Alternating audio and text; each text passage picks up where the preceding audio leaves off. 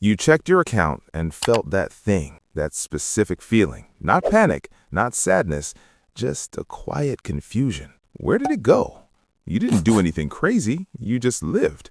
And somehow, living cost you everything you made. Your brain has been working against your savings this whole time, quietly. And once you see exactly how, you can't unsee it. These are 10 psychological tricks that will force your brain to finally start keeping the money you earn.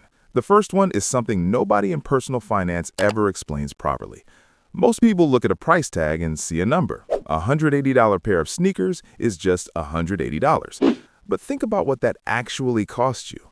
If you bring home around $22 an hour after taxes, those sneakers cost you a full day of your life. 8 hours, your entire Monday. Psychologists call this labor time pricing, and the moment your brain makes that switch, everything changes. That $60 dinner stops being $60. It's almost 3 hours of your Tuesday. Suddenly, worth it becomes a question. The second one makes that hit even harder. A researcher at UCLA scanned people's brains and found something strange. When you think about your future self, 20 years from now, your brain reacts the same way it reacts to a complete stranger, someone you've never met. So when you're saving, your brain feels like you're sacrificing money for a random person who has nothing to do with you. No wonder it feels pointless. The fix is simple, but uncomfortable. Write a letter from your 65-year-old self back to you right now. What does that version of you wish you had done differently? The third one sounds almost too basic, but MIT researchers confirmed it. Paying with cash causes a real pain response in your brain.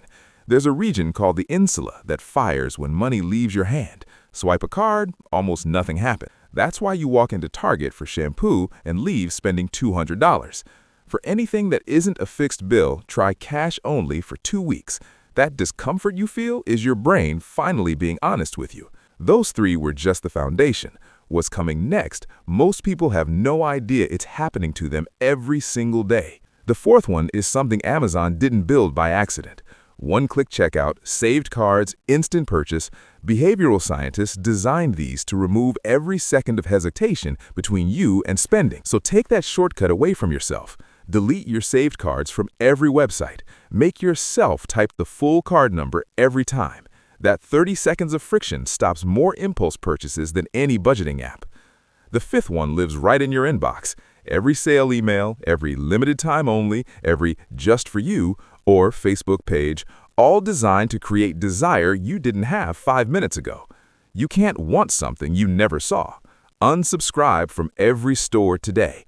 People who do this spend noticeably less within 2 weeks without changing anything else about their life. The sixth one sounds almost too basic, but ING Direct found that people who named their savings accounts saved up to 31% more. Not savings account, something real. House 2027, Kids College Fund, Freedom Money.